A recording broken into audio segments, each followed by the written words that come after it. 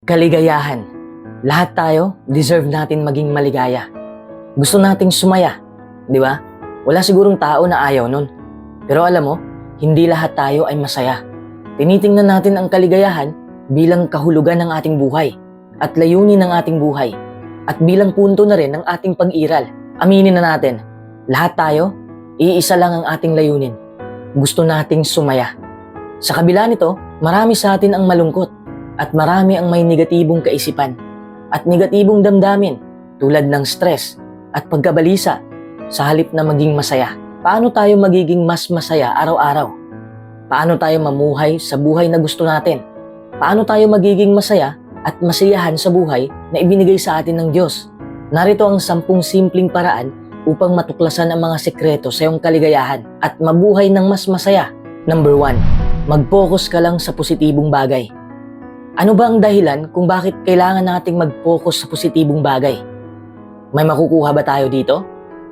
Kapag malaman mo ang kadahilanan, siguradong mas himukin kang gamitin ang attitude na ito. A positive attitude awakens happiness.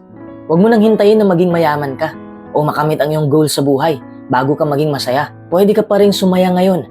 It is a matter of attitude. When you adopt a positive frame of mind, you become happy. Ang kaligayahan ay hindi nakasalalay sa panlabas na mga bagay o sitwasyon. Galing ito sa loob mo. Having a positive outlook on life will make you happy, while being negative will make you unhappy. Ang positibong pag-iisip ay makakatulong sa'yo na makamit ang mga pangarap mo, layunin mo, at mga gawain mo. At ang mga gawain mo ay mas madaling matupad. Bakit? Kasi positibo mong ginawa ang mga yon.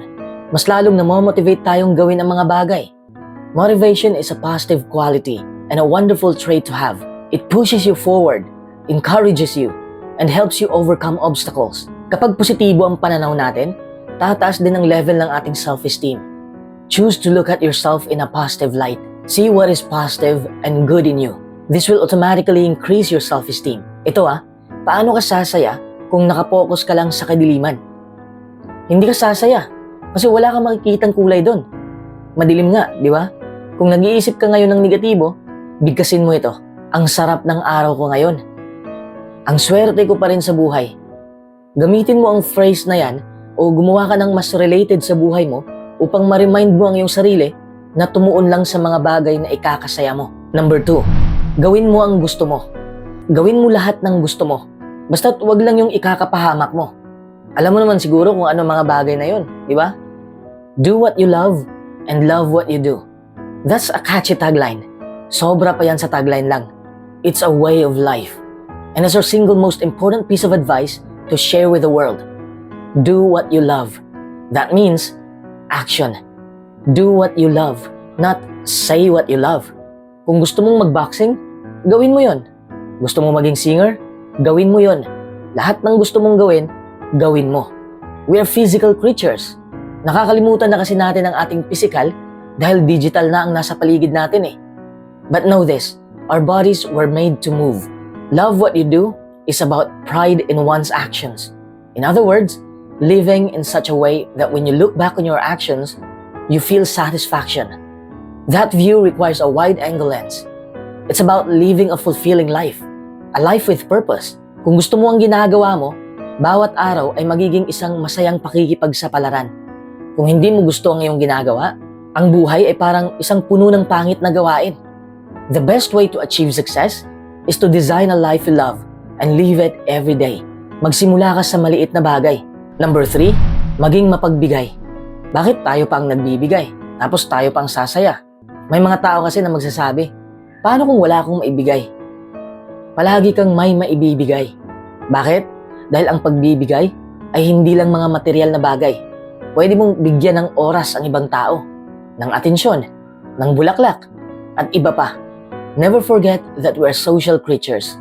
Nakikipaglaro tayo, nakikipag-usap tayo, nagtutulungan tayo sa isa't isa.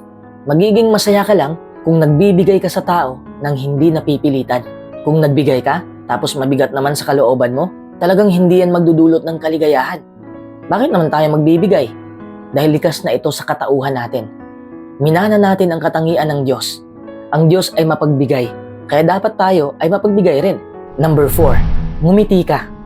Malamang sasabihin mo, mahirap ngumiti kapag may problema ka. Tama nga naman, pero mas mahihirapan ka ng sobra kung ayaw mong ngumiti. Alam naman natin na ang ngiti ay may malaking benepisyo sa atin. Release the endorphins, my friends. Ito ang natutunan ko. Kapag ngumiti ka, naglalabas ang iyong utak ng maliliit na mga molecule na tinatawag na neuropeptides upang makatulong na labanan ng stress. Pagkatapos, ang iba pang mga neurotransmitter tulad ng dopamine, serotonin, at endorphins ay tumutulong din. Ang mga endorphin ay kumikilos bilang isang pain reliever.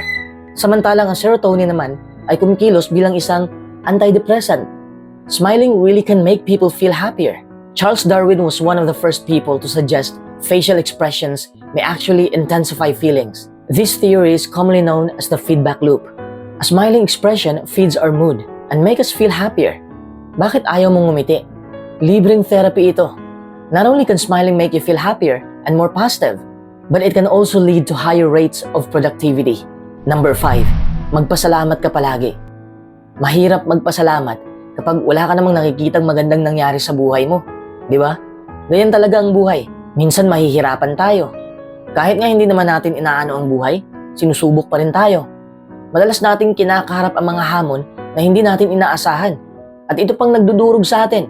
Hindi dahil sa napakatindi ng mga paghihirap na ito, ngunit dahil nakapokus lamang tayo sa sakit at mga sugat na iniiwan nila sa atin. Doon tayo matatalo. Nakakalimutan kasi natin na bawat hamon na ibinibigay sa atin ng buhay ay may dalang mga aral. Gaano man kahirap ang lahat, hindi natin dapat kalimutan na magpasalamat sa kung anong meron tayo at magpasalamat kung sino tayo. Kapag bumabagsak kasi tayo, kasama pati magagandang pangyayari. Nakakalimutan nating magpasalamat sa pinakadakilang regalo na ibinigay sa atin ng Diyos. Ano yon? Ang ating magandang buhay. Nalanghap natin ang sariwang hangin. Nakikita natin ang nakakaakit na paglubog ng araw. At naririnig ang mga kamanghamanghang tunog ng kalikasan. Doon pa lang panalo na tayo eh. We need to be grateful for all of the things we usually take for granted. Number 6, bigyan mo ng oras ang sarili mo. Kahit ikaw yung tipong lakotsera na tao, ay alam kong mangangailangan ka pa rin ng konting oras para sa sarili mo. Kahit sandali man lang, kung ikaw man ay extrovert o introvert, kahit maliit lang na oras ang igugoy mo sa sarili mo, ay makakapagpasaya sa'yo. Alam kong mahalaga rin na may mga taong tumutulong sa'yo na umunlad. Pero wala pa rin tatalo sa benepisyo na matatamasa natin sa pagbigay ng oras sa ating sarili. Why is having some alone time really good for you? It allows you to recharge. Cellphone nga kapag nag-charge, iiwan mo, di ba? Ganyan din tayo. Kung gusto nating bumalik ang ating lakas, mag-solo muna tayo. Tandaan mo to, hindi sa lahat ng oras ay umaandar ka. I mean, yung on ka. May mga oras din na blanco ka, di ba? Kaya dapat lang nabigyan mo ng oras ang sarili mo para naman makapag-isip ka ng maayos. Para mapag-isipan mo kung ano na ang nangyari sa'yo, sa relasyon mo, sa pamilya mo, sa paligid mo. Time to make yourself a priority and embrace your independence. Number 7, bisitahin mo ang nature. Sa nature mo kasi maramdaman at makikita ang mga nilikha ng Diyos. Doon pa lang, magiging masaya ka na. Over 100 studies have shown that being in nature or even watching it in videos benefits our brains, bodies, feelings, thought processes, and social interactions. Nakakabawas din ng ating stress. Alam naman natin na halos lahat ay nakadikit na sa ating cellphone, sa ating computer, sa ating tablet. Time out ka muna. Tumambay ka muna sa nature. Being in nature can help clear your head and bring you into the present moment, and is a great way to de-stress and relax. Tingnan mo ang pagsikat o paglubog ng araw. Pwede kang pumunta sa park o sa garden, sa tabi ng ilog o dagat. Mag-picnic ka, mag-meditate ka sa labas. Trust me, you'll feel happier. Number 8, matuto kang bumitaw. What do I mean by that? Bumitaw ka sa galit at puot na kinikimkim mo sa ibang tao. Patawarin mo na ang mga taong nananakit sa'yo. Patawarin mo na rin ang sarili mo. Kung kinikimkim mo ang sama ng loob, ikaw ang magdurusa, hindi ang ibang tao. Hinahadlangan nito ang iyong tunay na damdamin. Galit ang nangungupahan sa puso mo. Hindi ibig sabihin ng pagpapatawad ay nakakalimutan mo na rin ang ginawa ng tao. Aminin mo man o hindi, alam kong hindi mo makakalimutan yon. Kahit hindi mo makakalimutan yon, piliin mo na lang ang bumitaw sa mga bagay na nakakalunod sa'yo.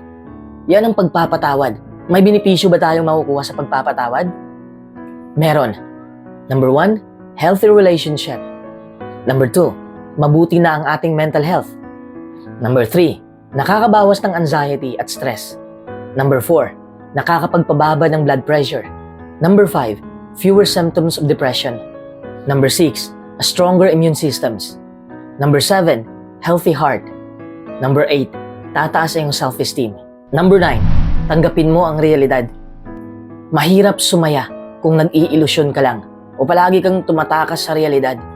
Hindi madaling tanggapin ang realidad na puno ng problema. Kaya ano ang ginawa ng karamihan? Gumawa sila ng kanilang sariling version na strategy. Ang tumakas. Minsan ang pagharap sa realidad ay hindi madaling gawin. Ngunit ang pagtanggap sa iyong kasalukuyang sitwasyon ay magpapasaya sa iyo at humantong sa isang mas mahusay na hinaharap. Ang pag-unawa at pagtanggap sa realidad ay parehong practical. Acknowledging your reality will help you choose your dreams wisely and then help you achieve them. Number 10, huwag mong ikumpara ang sarili mo sa iba. Hindi ka maging masaya kung palagi ka na lang nakapokus sa iba. Ninanakaw nito ang kaligayahan mo. Ganyan tayong mga tao, di ba? Palagi nating ikinukumpara ang ating pananalapi, ang hubog ng ating katawan, ang ating talento, ang bahay natin. Remember this, there are no winners in the game of comparison. Here's the thing, nobody is forcing you to play this comparison game. That means, pwede kang tumigil sa kakahambing. Pasalamatan mo kung anong nasa sayo. Pahalagahan mo ang pagkatao mo. Mamuhay ka ng maayos sa panuntunan mo. Itigil mo na ang pagkukumpara. Happiness is a state of mind. When I speak of experiencing happiness in life, I'm not thinking of short-term emotions at all. I think of the quality of living, a much longer-term view of the word.